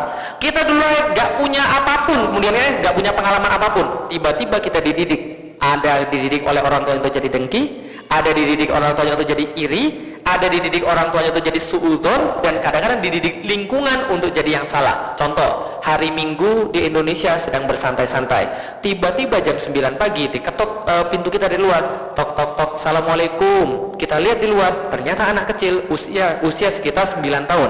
Dia pakai peci putih, baju merah agak lusuh, pakai celana jeans yang kemudian agak juga kotor, dan kemudian bawa map. Siapa dia? Minta sumbangan. Kenapa kita susun dia minta sumbangan? Karena kita tiap hari sudah melihat itulah ciri-ciri orang minta sumbangan. Maka kita jadi tahu itulah habit orang minta sumbangan. Bilang ibu nggak ada, kan itu kan ya? Nah itu kemudian menjadi pada kita. Itu jalan-jalan pikiran. Maka kalau Anda sekali suuzon, 2 kali suuzon, 3 kali suuzon, akan lebih mudah suuzon sama orang. Betul begitu? Karena itulah namanya habit. Pertanyaannya, gimana caranya supaya tidak suuzon? Gimana cara untuk tidak suuzon? Ya jangan suuzon. Itu kan ya? Ya jangan lewat jalan yang sama lagi. Kalau itu kayak ladang gandum, kita lewatin itu, tambah mantap jalannya. Kita lewat lagi, tambah mantap lagi jalannya. Kita lewat lagi, tambah mantap lagi jalannya. Coba rubah. Awalnya memang berat, rasanya nggak enak, Tapi lama-lama jadi nyaman. Betul begitu? Termasuk dalam kerudungan. Begitu juga ceritanya. Ustaz, saya itu belum siap, Ustaz, saya belum dapat hidayah. Bukan belum dapat hidayah, belum biasa. Kalau sudah menggunakan kerudung terus, niscaya suatu waktu setelah dia kemudian sudah menggunakan kerudung terus, dia keluar tanpa kerudung, kayaknya merasa, bukan hanya merasa gak enak, merasa telanjang. Betul begitu? Itu terjadi pada saya. Dulu ketika saya belum muslim, celana saya segini Bapak sekalian. Lebih parah daripada hot padsnya cewek-cewek. Saya pergi main basket pakai celana segini. Tapi setelah masuk Islam, saya tahu aurat laki-laki sampai lutut. Berarti lututnya saya tutupin, pakai celana yang mulai begini. Sampai sekarang sudah bertahun-tahun. Awalnya rasanya gimana ketika pertama kali pakai celana panjang, harus kemana-mana pakai celana panjang? Riku, ribet, gerah, stres, sungkan, singko dan sebagainya. Kan ya? Tapi setelah 11 tahun masuk Islam, sekarang harus terus pakai celana panjang. Di hotel sendirian, walaupun di hotel sendirian nggak ada yang lihat, pakai celana pendek, rasanya risih. Gitu kan ya, kayaknya ada yang kebuka gitu kan ya. Nah itu gitu ya. Nah itulah kemudian kebiasaan. Sama kayak anak kecil, kebiasaan. Anak kecil sudah dibiasakan dari kecil pakai kerudung, dia nggak akan mau buka. Yakin itu, karena sudah biasa. Saya sudah pernah cerita tentang anak saya yang umur 5 tahun sekarang, dia saya biasakan pakai kerudung semenjak umur 6 bulan. 6 bulan saya biasain dia pakai kerudung. Apa yang dia lakukan? Dia lepas. Panas. Tapi dia nggak bisa ngomong kan ya, saya pakein lagi, dia lepas lagi, saya pakein lagi, dia lepas lagi, saya pakein lagi. Oke, hari ini cukup, besok dilatih lagi, besok dilatih lagi. Umur 6 bulan dia sudah pakai kerudung. Semenjak saat itu sekalian, sampai umur 2 tahun dia tetap pakai kerudung. Umur 2 tahun setengah dia sudah bisa ngomong. Dan kemudian saya bilang, Alila, kalau ada cowok datang, Alila pergi ke kamar. Kalau Alila mau keluar kamar, Alila harus pakai kerudung. Dan kalau ada cowok datang, Alila nggak usah salim, karena itu bukan mahram. Mahram itu apa, Bi? Pokoknya nggak boleh, karena itu bukan mahram. Dia nggak perlu tahu halal dan haram, karena otaknya memang belum kerja. Yang perlu dia tahu adalah yang boleh disalin cuma bapak ibunya saja. Selain itu bukan mahram. Maka kalau bapak-bapak datang ke rumah saya, kemudian mau nyalami anak saya, sampai hari kiamat dia nggak akan mau nyalami.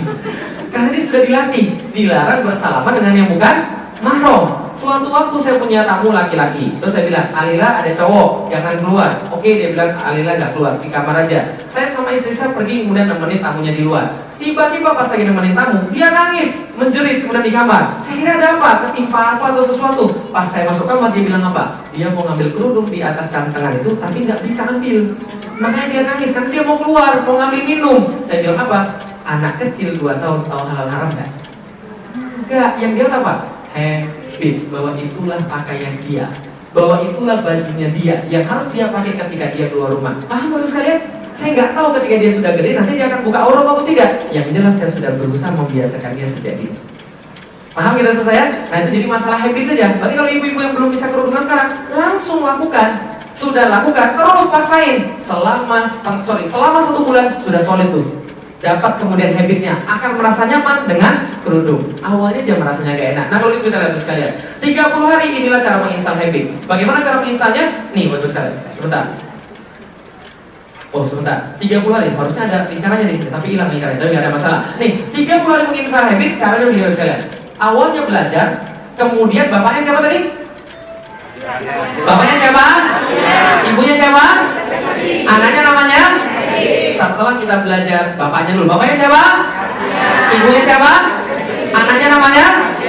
Itu akan diingat 3 hari ke depan. Bapaknya latihan, ibunya repetisi, anaknya namanya habits. Karena kita sudah ulang-ulang lebih daripada 30 kali. Ingat itu kan dalam waktu 3 hari. Ingat ya. Nah, bapaknya siapa tadi? Ibunya siapa? Lakukan selama 30 hari, maka kita dapat yang namanya habits. Pak Pedi udah tahu kayaknya. Baterainya habis. Tapi gak ada masalah. Oke, nah jadi 30 hari kemudian kita dapat yang namanya habits. Kalau nggak percaya nih Bapak sekalian, kabar baik ya, coba saksikan saudara Anda nih Bapak sekalian. Sebentar, saksikan saudara Anda. Ini sebentar. Nah dia lagi manual, sebentar. Saudara Anda. Oh bentar, nah ini harus dibuka dari apa? Bentar Bapak sekalian, Allah sayang orang sabar. Sorry for the trouble. Udah.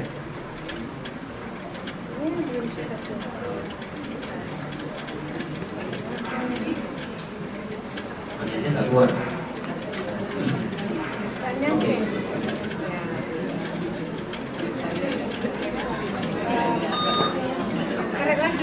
Nah, ini baru datang. Masukkan lagi. Ya.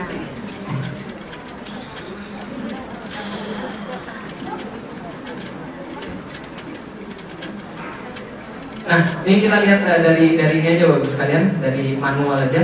Nah, ini perkenalkan ini saudara Anda Bapak sekalian. Nah, ini perkenalkan saudara Anda Bapak sekalian. Nah, dia lagi malu. Ya sorry, salah. Ini bukan awalnya. Ini awalnya nih. Nih, perkenalkan saudara Anda Bapak sekalian tuh. Ya tuh. Nah, apa ini Bapak sekalian? Nah, tuh. Dia bisa kungfu Bapak sekalian. Tuh lihat tuh. Nah, coba lagi nih. Nah, nih lihat tendangan berputar. Nah, yuk. Tuh sekalian. Tuh, dia dari belakang diserang, nggak berhasil. Nah, lihat ya. Bagus sekali. Ini apa bagus sekalian? Monyet bagus sekalian. Pertanyaan saya, monyet ini dari lahir sudah bisa kungfu atau belum? Nah, kalau gitu kita lihat lagi bagus sekalian. Dia diserang dari depan, nggak mempan juga bagus sekalian. Tuh digigit sama dia bagus sekalian. Nggak mempan tuh. Tuh lihat tuh, nih sudah berhitam dia bagus sekalian. Nggak ada yang bisa menghalangi dia. Tuh lihat tuh.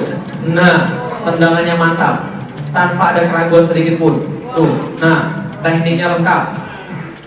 Nah, ayo, nih pelatihnya bagus sekalian. Mirip kan? Tekniknya bagus sekalian mirip, bukan yang lain. Nah, begitu kita lihat tuh. Nah, tuh. Pertanyaan saya bagus sekalian. Monyet sudah bisa kungfu dari awal? Belum. Kalau dia dibalikin lagi ke hutan, apakah dia akan menghajar teman-temannya begitu? Dia akan balik lagi kayak monyet kalau dia dikembaliin ke hutan. Kenapa? Karena dia balik lagi manjat pohon, dia balik lagi kemudian makan pisang. Karena itulah namanya habits. Pertanyaannya sederhana. Kalau monyet aja bisa begitu, manusia bisa nggak? Kalau mau biasa. Nggak perlu kemudian motivasi, cukup dipaksa. Yang ditunjukin sama kita itu hasil pembiasaan. Belum bertahun-tahun pelatihnya ngajarin dia. Masalahnya adalah apa? Kita tidak harus punya motivasi dan tidak harus pakai pikiran untuk bisa sesuatu. Masalahnya adalah kadang-kadang gara-gara motivasi, kadang-kadang gara-gara banyak mikir, kita tidak jadi berbuat baik. Contoh, ada yang mau tahajudnya lancar setiap hari? Mau cara gimana? Lakukan. Cuma itu caranya. Tapi itu loh Ustaz, gimana sih bisa lanjut kalau saya nggak bisa bangun? Oke, kalau gitu siapa nggak bisa bangun? Habis sekalian. Gampang caranya, pakai alarm. Kalau nggak bisa pakai alarm, minta suaminya siram. Oh, biasanya suaminya nggak bisa siram, kan ya? Kalau dia sudah mau, oke saya mau, ibu saya mau latihan sholat tahajud. Oke, bangunin dengan paksa. Tidak perlu ikhlas, yang penting terpaksa. Kalau sudah terpaksa, lama-lama jadi ikhlas. Tapi kalau kita mikir terus, biasanya nggak jadi-jadi. Betul begitu? Oh, saya sudah kuat nih, insya Allah setelah saya menghadiri kajian keutamaan sholat tahajud, saya mau tahajud malam ini. Tapi kan besok kan masuk pagi. Gitu kan ya? Tapi kan pengajian sampai malam. Gitu kan ya? Nah, maka nggak jadi-jadi tahajudnya. Gara-gara banyak mikir. Gitu kan ya? Sedekah banyak mikir, nggak jadi tuh alamat. Gitu kan ya? Mau ngasih duit $5, tapi takut ria, nggak jadi. Gitu kan ya? Padahal Bapak sekalian, kalau kemudian kita ngasih takut ria, kalau kita nggak jadi ngasih takut ria, itu juga ria. Loh, kok bisa begitu? Ngasih bukan karena Allah, itu ria. Tidak ngasih bukan karena Allah, itu juga ria juga. Terus gimana? Ya ngasih aja. Kita kasih lama-lama, insya Allah jadi ikhlas. Kalau kita nyumbang $100, insya Allah ria atau ikhlas? Ikhlas atau ria? Kalau kita lakukan itu pertama kali, kita mungkin ria. Lihat nih ya, Benjamin Franklin. Yang lain apa-apaan, George Washington, gitu kan ya. Nih Benjamin Franklin nih, kan ya. Ini masuk di Benjamin Franklin. Mungkin ada rasanya dalam hati kita. Tapi kalau sudah sekali kita lakukan, 2 kali kita lakukan, 3 kali kita lakukan, 200 kali kita lakukan, 500 kali kita lakukan, ada nggak tersisa rasa ria? Karena ikhlas itu asal katanya kholas. Kholas bahasa Arabnya apa? Sudah habis itu kholas. Jadi orang Arab tuh bilang begini. Contoh nih misalnya, mana tadi? Oh ini. Nah ini isinya penuh atau kemudian habis? Kalau saya minum ini, apakah saya minum seteguk langsung habis atau gimana cara minumnya? Pelan-pelan, lama-lama jadi habis. Orang Arab bilang yang awalnya penuh lalu jadi habis, itu namanya kholas. Kholas itu apa? Yang awalnya bukan karena Allah semata, kita latih hanya karena Allah semata. Kholas, tiada niat selain pada Allah. Itu kholas, itu namanya ikhlas. Berarti ikhlas itu dilatih atau dari awal? Dilatih. Jarang ada orang dari awal ikhlas, bagus sekalian. Tapi kalau orang beribadah awalnya terpaksa, ujung-ujungnya jadi ikhlas. Tapi kalau orang nggak mau beribadah, nggak akan ikhlas. Betul begitu? Ada orang tahajud terpaksa, matanya berat banget, lanjutkan atau tidak? Ada orang bilang, Ustaz, kan kalau saya tahajud saya kemudian gak ikhlas, percuma dong pahalanya gak ada. Kalau Anda gak ikhlas tahajud, Anda paksain, insya Allah jadi ikhlas. Tapi kalau Anda gak jadi tahajud, ikhlas ya? Gak ikhlas.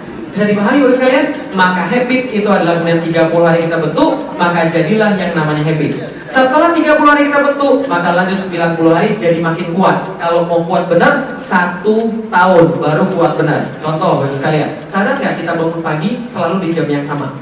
Siapa yang setel alarm dan bangun semenit 2 menit sebelum alarmnya nyala? Itu tandanya Bapak Ibu sudah setel alarm di waktu yang sama dan hari yang sama. Di waktu yang sama setiap hari. Makanya jadi seperti itu. Betul gitu? Siapa yang sholat subuhnya ketinggalan dulu? Nah, gak usah jawab. Kenapa? Karena itu sudah dibiasakan. Makanya orang yang sudah biasa sholat tahajud, dia susah kalau nggak sholat tahajud. Ada yang kurang dalam dirinya. Tapi kalau orang yang tidak biasa sholat tahajud, ada yang kurang kalau dia tahajud. Kurang apa? Kurang tidur.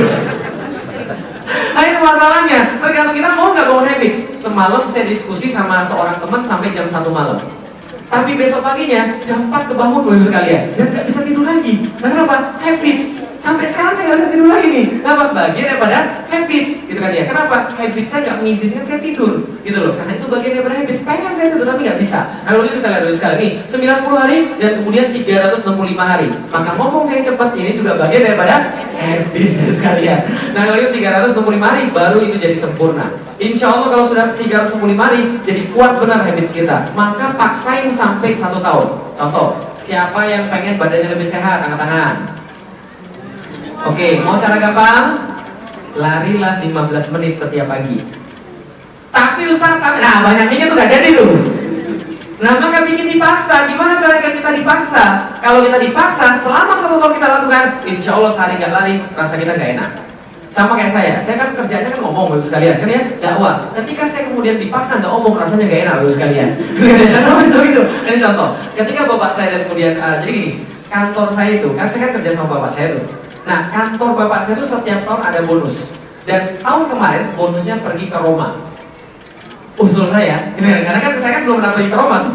Tahun 2011 kemarin, 2012 usul saya pergi ke Roma. Bayangkan Bapak sekalian, kita pergi ke Eropa selama 12 hari dan saya nggak ngisi apapun Bapak sekalian. Pergi ke Roma, maka kan mulut saya kan gatal tuh. Karena kan biasanya kan ngisi kan ya.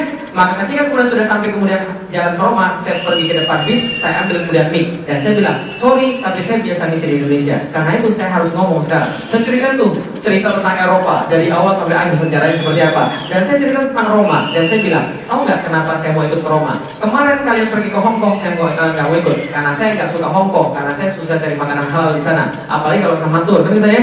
Kemarin kalian pergi ke Cina, saya nggak mau ikut karena Cina tidak menarik bagi saya, tapi Roma menarik bagi saya. Kenapa? Saya cerita tentang Muhammad Al-Fatih dan saya bilang, anak saya namanya Sifar Muhammad Al-Fatih 1453. Kenapa saya tertarik pergi ke kota ini? Karena kota ini insya Allah akan ditaklukkan oleh umat muslim. Mungkin bukan oleh saya, makanya saya kerja di sini cuma survei doang. Insya Allah nanti akan datang sini anak saya untuk menaklukkan kota Roma. Itu di bis itu Bapak sekalian cuma 7 orang muslim. Yang lainnya itu kemudian komisaris semua kan ya, orang Cina semua. Terus mereka bilang apa? Anak Pak Iwan gila dan dia yang kita sudah ngomong kan ya. Nah, jadi kira-kira begitu. Bapak saya ketawa-ketawa aja gitu kan ya. Nah, ini kemudian bagian tadi. Sudah 1 tahun kita sudah biasa. Kita kan rasanya nggak enak kalau nggak melakukan sesuatu yang kita sudah biasa. Paham kira-kira maksudnya Bapak sekalian? Maka itulah namanya habits. Awalnya kita nggak nyaman, lama-lama kita nyaman. Memang Felix terlahir sudah cerewet ini. Begitu. Kalau ibu bapak lihat ceramah pertama saya ketika kemudian saya masuk Islam, bapak ibu bakal ketawa-ketawa. Bahkan ketawa-ketawa kenapa? Enggak kayak gini Bapak sekalian. Kayak gimana? Kayak gini Bapak sekalian. Pegang mic 2 tangan. Ini tanda orang gugup kalau ngomong tuh pegang mic 2 tangan. Nah, Assalamualaikum warahmatullahi wabarakatuh. Nah, itu tanda-tandanya tuh. Terus sering batuk-batuk, itu tanda-tanda gugup juga. Terus apa lagi? 1 tangan masuk kantong. Nah, itu juga tanda-tanda gugup juga. Atau sendera. Nah, ini juga tanda-tanda gugup juga. Nah, ini. Nah, kenapa? Gimana cara untuk menghilangkan semua ini? Harus sering tampil. Pernah lihat orang pertama kali berenang? Pernah lihat apa kalau orang pertama kali berenang? Kecipak-kecipuk, kemudian kemana-mana, nggak maju-maju ya. Itu orang pertama kali berenang. Karena dia belum biasa. Maka kalau kita dikasih bagaimana cara untuk berenang, 500 halaman kita selesai teori untuk berenang. Kalau nggak nyebur, bisa berenang nggak? Nggak bisa. Maka action itu adalah sebuah keharusan. Bapaknya siapa? Ibunya siapa? Anaknya namanya? Yang nggak ikut ngomong tadi pasti nggak apa. Ya tanya itu dari tadi, itu pasti apa? Sama kayak ngafalin Al-Quran, persis sama. Caranya gampang, nih saya kasih tahu. Kalau mau kemudian menghafalkan Al-Quran, cara gini. Baca surat itu yang mau dihafalin, bukan satu surat, taruh 4 ayat ya, sehari 4 ayat misalnya. 4 ayat itu dibaca 14 kali. Ini penelitian, 17 kali, ini penelitian. Ada kemudian satu penelitian yang mengatakan, kalau kita mengulang satu informasi 17 kali, maka kita punya ingatan untuk 30 menit ke depan. Contoh, nomor saya 0813 1150 1178. Berapa? 0813 1150 1178. Ulangi lagi, 0813 1150 1178. Itu berlaku sama 30 menit. Setelah 30 menit ini hilang tuh ingatan semua. Itu penelitian. Karena otak manusia persis komputer. Ada RAM-nya. Nah berarti kemudian kalau kita sudah ulang 17 kali 4 ayat itu berlaku selama berapa menit? 30 menit. Kalau kita lakukan 17 kali, kita ulangi sekali lagi 17 kali lagi, itu berlaku untuk kemudian sekitar hampir 3 jam. Ulangi 4 kali, itu berlaku untuk 1 hari. Ya, contoh, menghafalin surat Ar-Rahman. Ar-Rahman, Allamal Quran, Khalaqal Insan, Allamahul Bayan, 17 kali. Ar-Rahman, Allamal Quran, Khalaqal Insan, Allamahul Bayan. Setiap baca dapat pahala lagi, enak kan ya? Ar-Rahman, Allamal Quran, Khalaqal Insan, Allamahul Bayan, 17 kali. Subuh. Zuhur ulangi lagi 17 kali lagi. Maghrib ulangi lagi 17 kali lagi. Isya ulangi lagi 17 kali lagi. Dapat itu hafalan dalam waktu 1 hari. Berlaku untuk 1 hari. Besok nggak diulangi, hilang tuh. Oke? Berarti besoknya ulangi lagi 17 kali kali 4. Insya Allah cukup untuk 1 minggu. Nah, nambah terus tuh. Nah, terus aja tuh nambah. Nah, makanya hafalan kalau nggak diulang hilang. Itu kan ya? Bisa dipahami maksudnya? Itulah kuncinya. Bapaknya siapa tadi namanya? Emaknya siapa? Anaknya namanya? Kita sekalian. Nah, maka habits itu kayak sebuah tanah kosong. Diri kita kayak sebuah tanah kosong. Tanah kosong kita tanamin bunga, yang muncul apa? Kalau kita tidak tanamin apa-apa, yang muncul? Kalau kita tanam bunga, muncul nggak rumput? Muncul. Kalau kita tanam bunga, muncul nggak rumput? Muncul. Kalau kita tanam habits yang baik, yang buruk masih muncul juga. Tapi kalau kita tidak pernah melatih habits apapun, yang muncul apa? Semuanya yang jelek. Paham maksudnya? Berarti mau pilih nanam bunga atau nggak nanam apa-apa? Nanam bunga. Terus kenapa? Supaya habit baiknya muncul. Nah karena itulah ini contoh. Ini adegan jangan dilakukan adegan jangan ditiru. Don't try this at home. Karena ini dilakukan oleh profesional. Saya boleh minta sekitar 10 menit lagi? Oke, ini dilakukan oleh profesional. Jangan ditiru ya. Kalau tadi monyet yang terlatih, kalau ini monyet yang tidak terlatih, jangan tiru ini, Bapak Ibu sekalian. Ini dilakukan oleh profesional. Apa kebiasaannya? Suka korek-korek sesuatu, Bapak Ibu sekalian. Setelah korek-korek dicium, langsung pingsan, Bapak Ibu sekalian. Artinya adalah apa? Artinya Bapak Ibu sekalian, kita mungkin menertawai monyet ini, tapi jangan salah. Kadang-kadang kita punya kebiasaan-kebiasaan yang bunuh diri. Paham maksudnya? Mending kalau bunuh diri, bunuh jamaah. Itu lebih parah lagi. Apa contohnya? Ngomongin orang lain, itu bunuh jamaah itu. Hati-hati, mengeluh itu bunuh jamaah itu.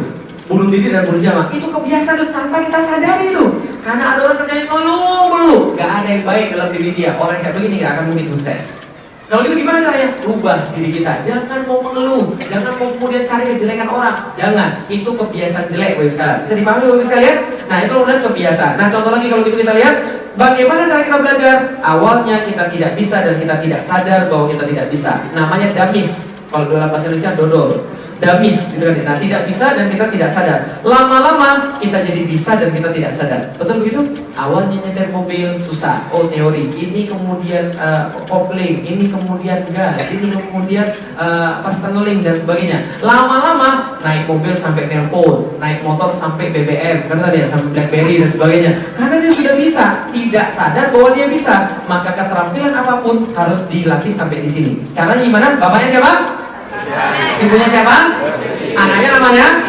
Oke, itulah caranya. Gimana caranya? Dalam waktu kemudian 3 bulan aja biasanya sudah dapat. Contoh, ada seorang ustadz saya tulis di Facebooknya, tulisnya begini: dibuka pendaftaran bahasa Inggris. Siapa yang mau daftar? Silahkan daftar. Dijamin 3 hari cascus bahasa Inggris. Ustadz saya yang lain bilang bohong.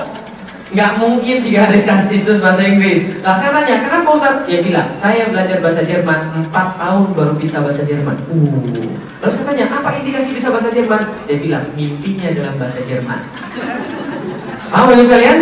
Jadi kalau Bapak Ibu sekarang mimpinya masih bahasa Jawa, itu belum bisa bahasa Inggris berarti.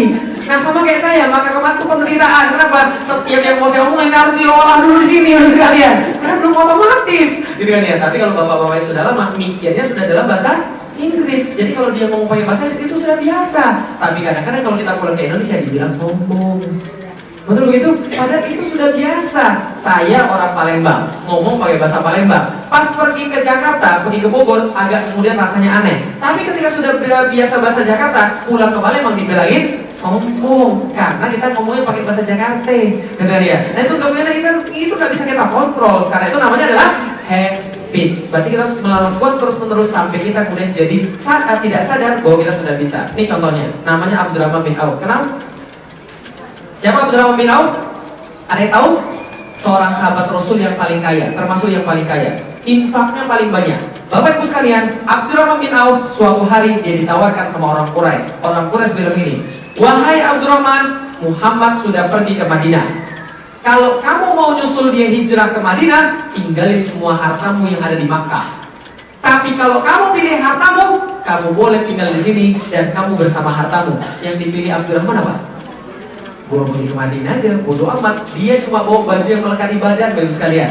Jalan ke Madinah selama berbulan-bulan. Sampai di Madinah, Rasul ketemu dia senang banget. Dan Rasul persaudarakan dia dengan Sa'ad bin Rabi.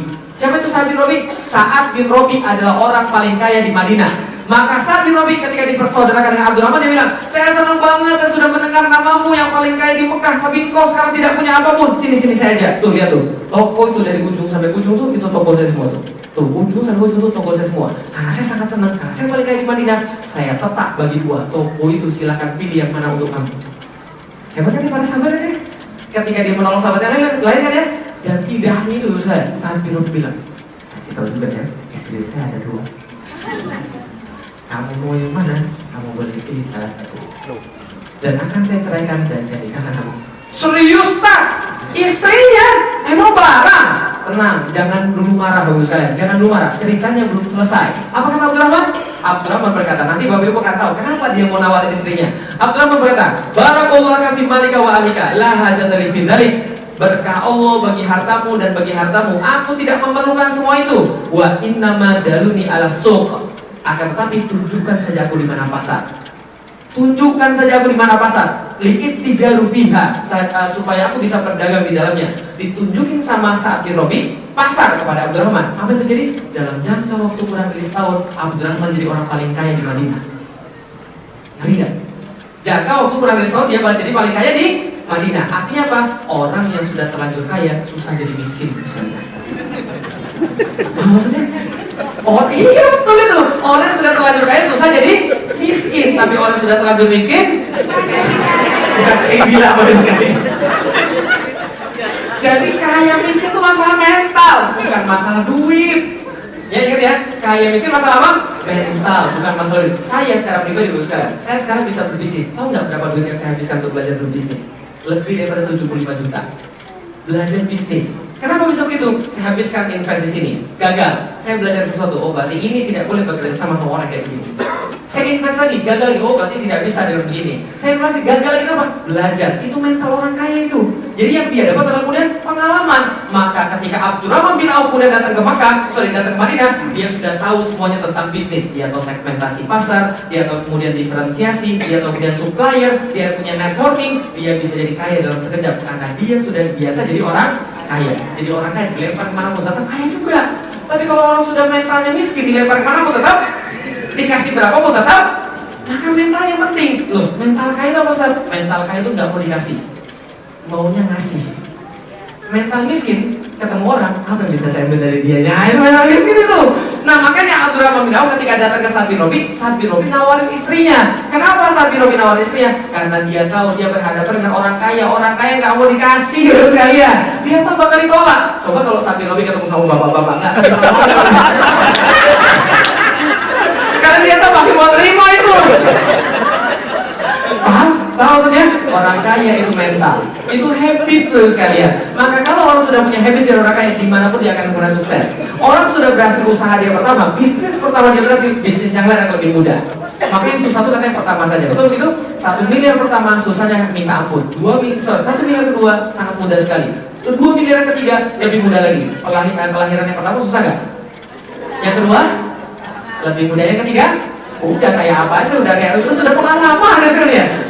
Anak pertama bayi keluar, itu khawatirnya minta ampun. Sekarang istri saya lagi hamil, biasanya saya tinggalin apa? Sudah biasa. Anak pertama sakit panas, repotnya sekampung baru sekalian. Anak keempat sakit, biarin aja tuh sembuh sendiri kan. Sudah biasa. Makanya ada ibu-ibu yang tanya sama saya, Ustaz senang nggak pas kami di LA? Insya Allah senang ibu sekalian. Kalau ibu-ibu sudah pernah menjalin rumah tangga selama puluhan tahun, masakannya pasti enak. Masakannya pasti enak. Tapi kalau ibu-ibu sudah 20 tahun masakannya nggak enak, terlalu.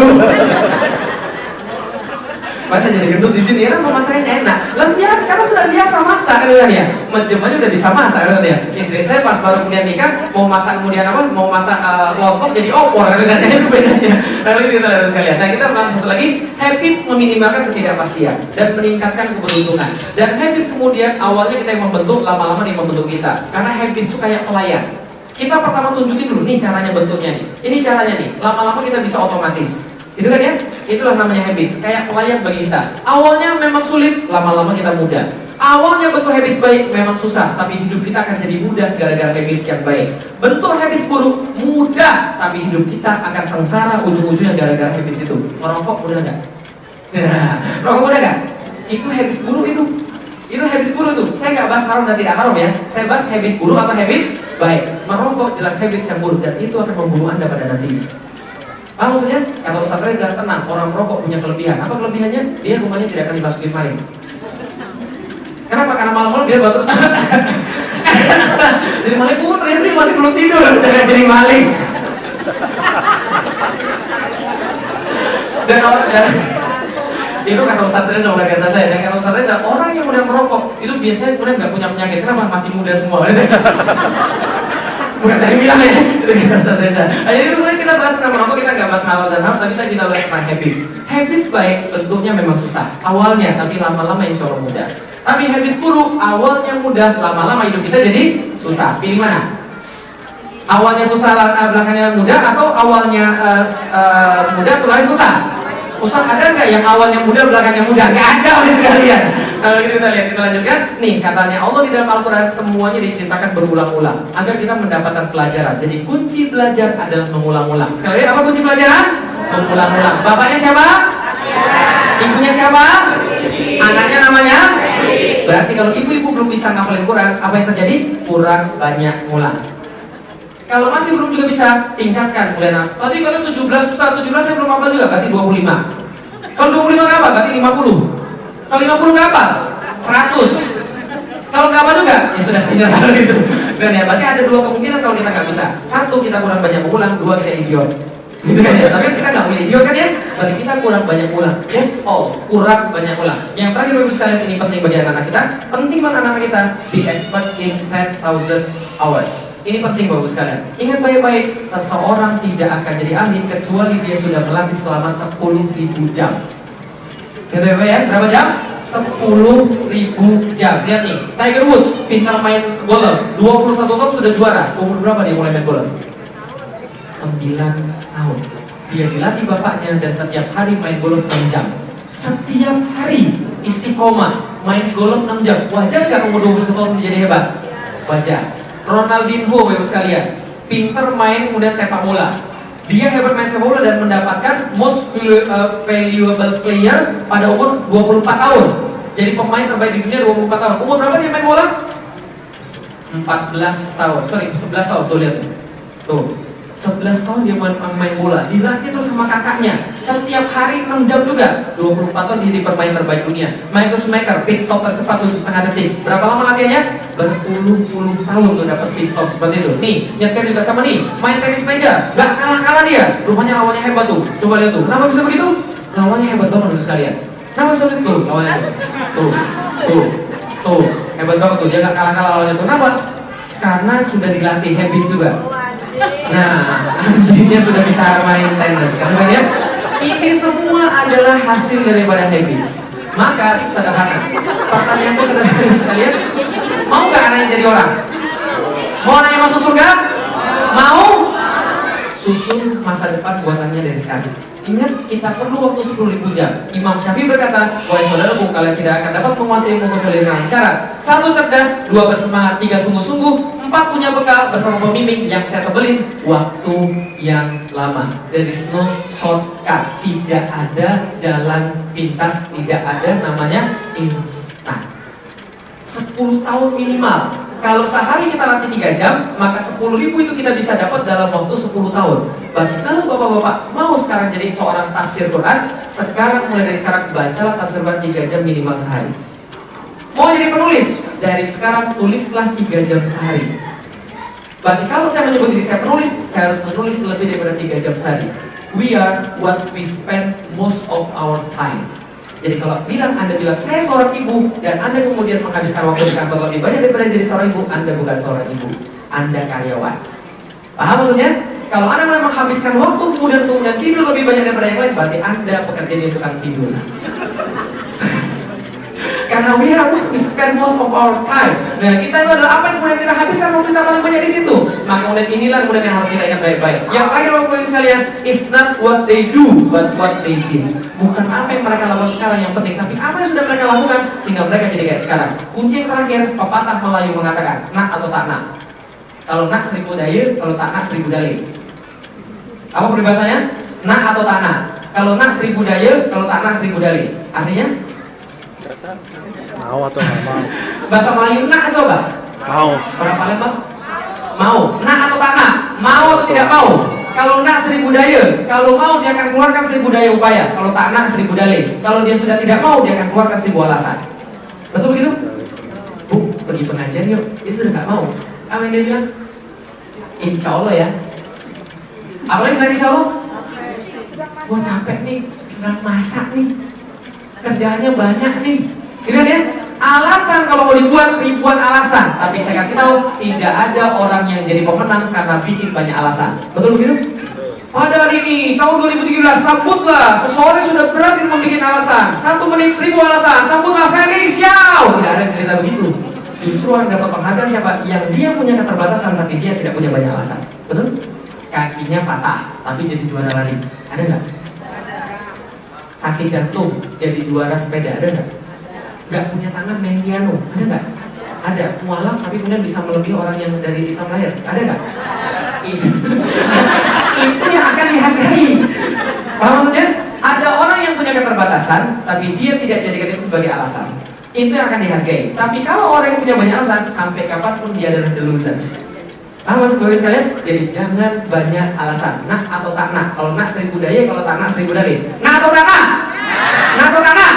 Takbir! Terima kasih, nanti kita lanjutkan tanya jawab. Assalamualaikum warahmatullahi wabarakatuh.